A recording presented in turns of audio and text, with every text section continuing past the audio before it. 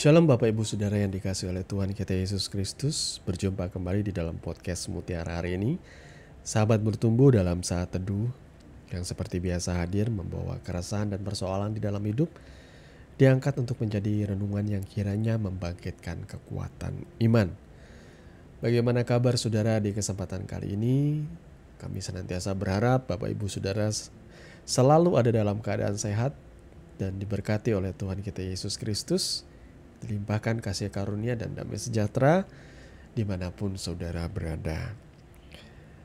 Di kesempatan kali ini di dalam podcast Mutiara hari ini kita akan mengangkat satu topik bahasan yang menarik, yang kali ini berjudul ketaatan lebih baik daripada persembahan.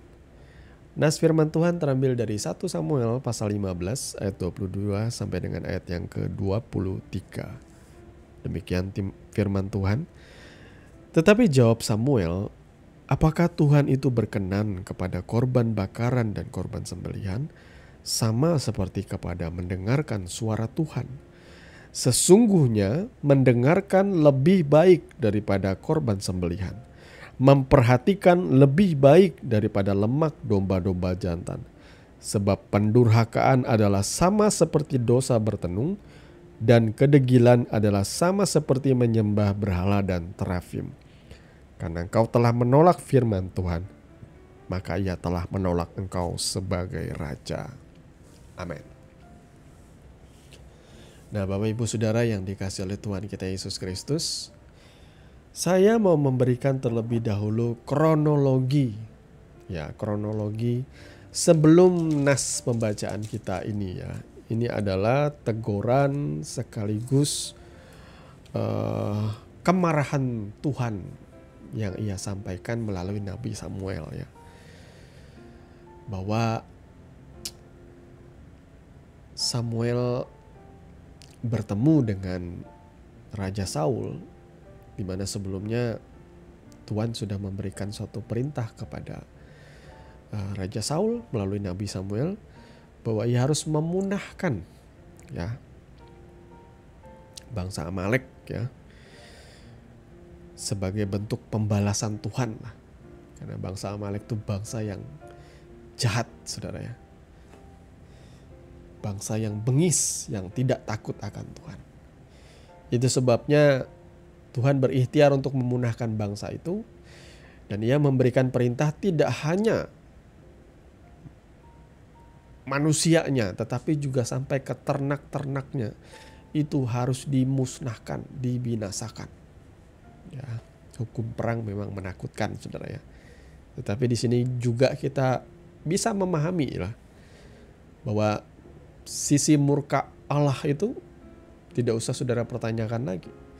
Kenapa ada surga, kenapa ada neraka? Kenapa ada neraka yang diperuntukkan untuk para pendurhaka, termasuk di dalamnya kaum pemberontak, termasuk di dalamnya iblis, setan, dan yang orang-orang yang menyembah dunia ini. Karena itulah saudara harus menyeimbangkan antara keadilan Tuhan dengan kemurahan Tuhan, saudara ya. Nah, jadi di sini Tuhan memberikan perintah sekali lagi kepada Raja Saul untuk memunahkan bangsa Amalek termasuk ternak-ternaknya. Tetapi kemudian ketika Samuel datang dan ia bertemu dengan Raja Saul, dia bertanya apakah dia sudah menyelesaikan perintah Tuhan. Dia katakan sudah. Tetapi suara apakah yang ku dengar ini, kata Nabi Samuel ya, ketika ia mendengar suara ternak kambing domba ya. Ia berkata bahwa semuanya itu ia ambil ya. Ternak-ternak itu diambil, lembu-lembu itu, kambing domba, sampai ke telinganya Nabi Samuel. Dia berkata bahwa semuanya itu dibawa dari orang Amalek, dirampas seperti itu. Dengan alasan, dengan dalih, diperuntukkan bagi korban persembahan untuk Tuhan. Ya, sekali lagi, ini yang disampaikan atau ungkapan pembenaran dari Raja Saul. Makanya setelah itu Baru apa yang kita baca tadi di dalam nas pembacaan kita, apakah Tuhan berkenan kepada korban bakaran dan korban sembelihan sama seperti kepada mendengarkan suara Tuhan dan seterusnya. Di situ Tuhan marah. Saudara ya, kalau Tuhan sudah memerintahkan kepada seorang Raja Saul sesuatu yang detail, sesuatu yang audible, sesuatu yang jelas, kenapa kita masih berani membantah Tuhan ya? Kalau hari ini saudara mendengarkan suara Tuhan, saya yakin saudara masih kurang yakin seperti itu. Tetapi Raja Saul di sini sudah jelas-jelas mendengarkan ini dari seorang nabi besar bagi orang Israel di masa itu, yakni Nabi Samuel. Perintah yang sangat amat jelas. Tetapi itu pun tidak dituruti. Jadi saudaraku, apakah motivasi Raja Saul dia tetap nge-keep atau mempertahankan ternak-ternak itu tidak dibinasakan?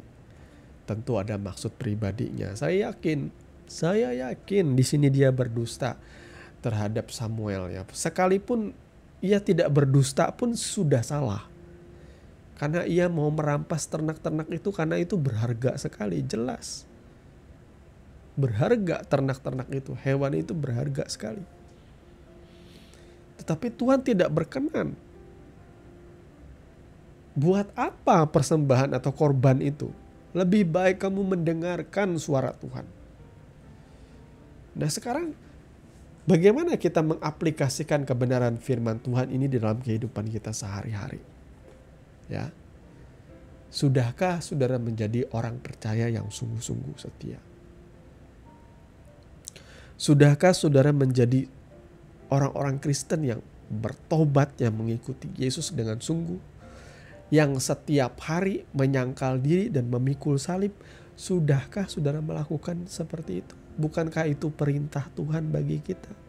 Bahwa setiap orang yang mengikut aku, ia harus menyangkal dirinya, memikul salibnya dan mengikuti aku, kata Yesus. Kalau ini adalah perintah, kalau ini adalah teladan, maka sudah seharusnya kita menjadi seperti itu. Tapi benarkah kita sudah mentaati seperti perintah Nabi Samuel tadi kepada Raja Saul? Apakah kita mentaati? Atau kita sama seperti Raja Saul yang tidak taat? Lalu kemudian kita membenarkan dengan berkata, oh kambing domba lembu-lembu itu kami rampas, kami bawa sebagai korban persembahan. Tujuannya apa sekarang nih? Mereka pengen menyuap Tuhan. Saya mau katakan saudaraku, menjadi orang Kristen itu, menjadi orang percaya itu adalah jalan hidup yang hanya bisa dilalui lewat kematian Kristus. Saudara harus menjadi orang yang lahir kembali. Baru saudara bisa memahami esensi dari kesejatian saudara mengikuti Kristus. Sebelum saudara mati bersama-sama dengan Kristus dan bangkit bersama-sama dengan Dia dalam kehidupan yang baru, saudara tidak akan pernah bisa memahami apa yang saya sampaikan ini. Maka saudara harus bertobat, saudara harus dibaptis dan percaya kepada Yesus Kristus. Mengikuti Dia dengan sungguh, baru saudara mengerti apa yang saya ucapkan di sini. Karena orang tidak akan pernah bisa masuk ke dalam kerajaan sorga, bahkan memahami perkara-perkara sorgawi sebelum ia dilahirkan kembali, saudara ya. Nah, jadi Bapak Ibu Saudara yang dikasihi oleh Tuhan kita Yesus Kristus, kalau saudara berusaha untuk menyuap Tuhan dengan jalan sama seperti Saul, dia berpikir dengan membawa kambing domba dan lembu itu, dia akan menyenangkan Tuhan lewat persembahan. Bagi Tuhan tidak. Kalau engkau mau menyenangkan aku, jangan berpikir hal-hal fenomenal dan besar seperti persembahan yang banyak itu. Kamu pikir kamu bisa menyenangkan aku? Enggak. Dan bukankah ini juga diajarkan di gereja saudara? Kalau engkau memberi banyak, untuk gereja, memberi persembahan yang besar, maka engkau disayang, dikasihi Tuhan. Sehingga banyak orang-orang kaya yang berpikir mereka bisa memberikan banyak buat gereja, banyak buat pendeta. Dan mereka berpikir mereka bisa menyenangkan Tuhan dengan cara itu. Saya katakan, no. Apakah saudara sudah taat dalam kehidupan saudara? Mengikuti Tuhan. Ataukah saudara berpikir dengan memberikan persembahan yang banyak ke gereja itu, lalu Tuhan mengasihi engkau? Itu adalah doktrin yang biasa kita pegang ya. Kalau kita melakukan sesuatu untuk Tuhan, maka Tuhan akan mengasihi kita.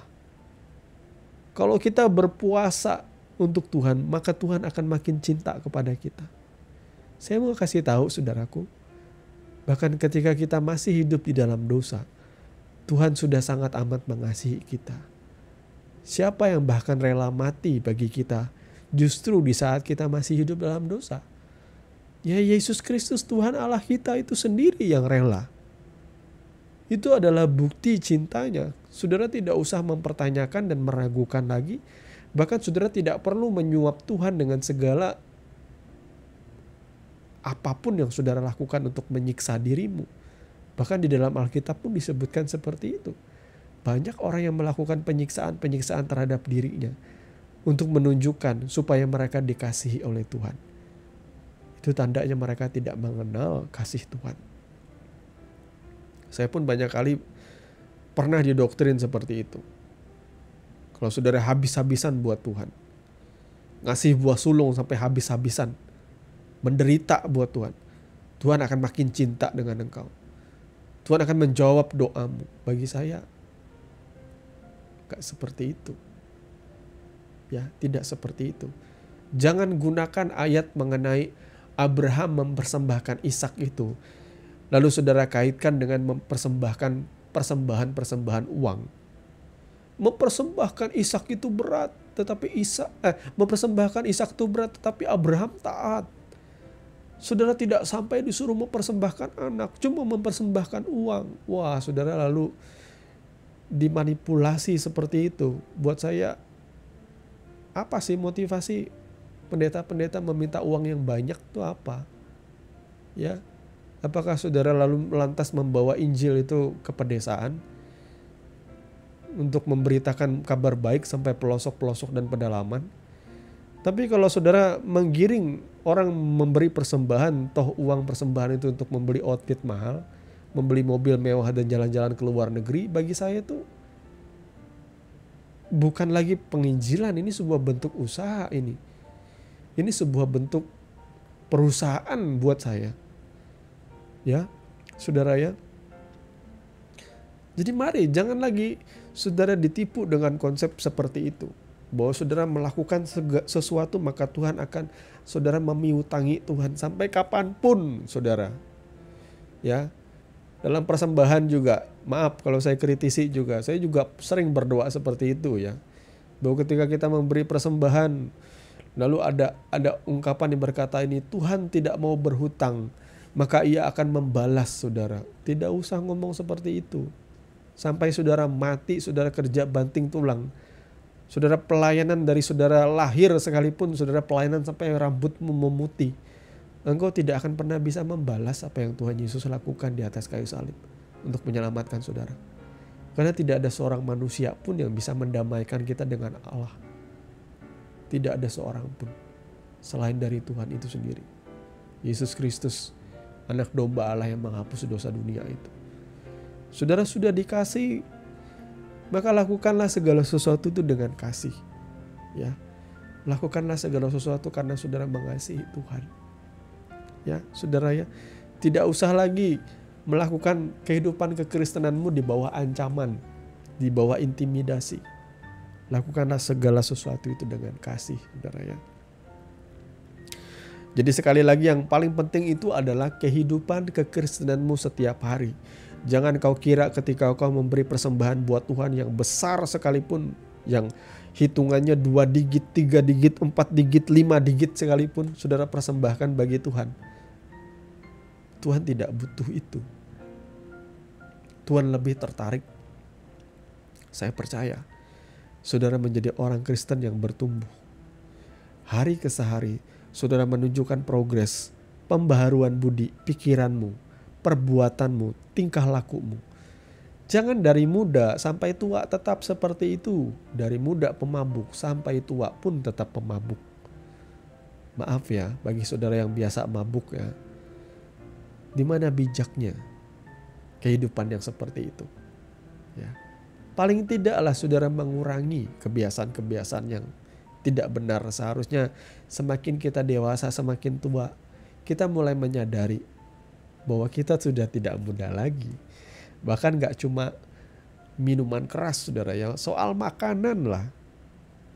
Saya dan saudara juga nantinya akan mengerti ketika saudara mulai umur 40-50 tahun.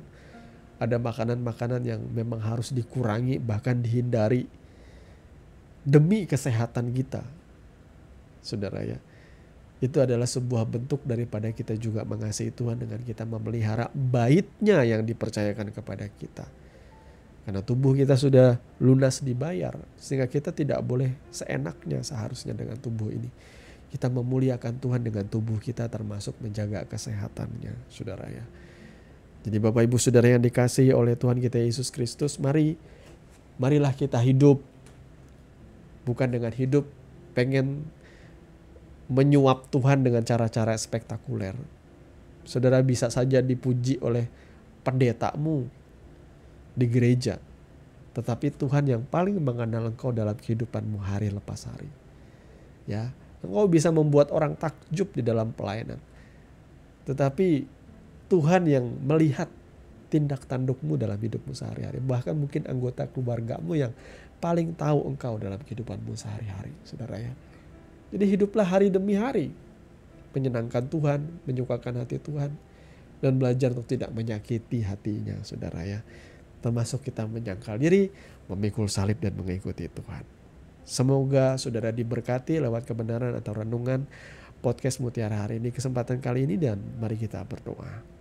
Bapa di dalam nama Tuhan Yesus, terima kasih karena Engkau sudah berbicara dalam kehidupan kami. Tuhan tolong kami agar kami bertumbuh Tuhan, menjadi dewasa di dalam Engkau. Kami bisa selalu peka dengan setiap kesalahan-kesalahan kami. Sehingga setiap hari kami tidak lupa untuk mengakui pelanggaran kami dan bertobat di hadapan-Mu Tuhan. Tidak ada orang yang sepenuhnya suci selama ia hidup di dalam tubuh manusia darah dan daging ini. Kesucian kami ialah ketika kami sadar bahwa kami tidak mampu berjalan sendiri dan kami senantiasa membutuhkan kasih anugerah-Mu Tuhan. Tuhan tolong kami agar semakin kami dewasa, semakin kami memahami kebenaran firman-Mu yang esensi, yang ilahi itu Tuhan. Bukan untuk menjadi yang paling benar sehingga boleh mengkritisi orang-orang lain atau gereja-gereja lain atau pendeta-pendeta lain. Tetapi paling tidak pertama-tama kami mengawasi hidup kami sendiri Tuhan. Dan kami juga bisa mengajarkan hal ini, memperkatakan firman-Mu yang pertama-tama bagi keluarga kami, orang-orang terdekat kami Tuhan. Supaya mereka setia di dalam mengikuti Tuhan. Tuhan, kami berdoa bagi mereka yang masih terikat dengan dunia ini, supaya mereka untuk mulai belajar meninggalkan cara hidup yang lama.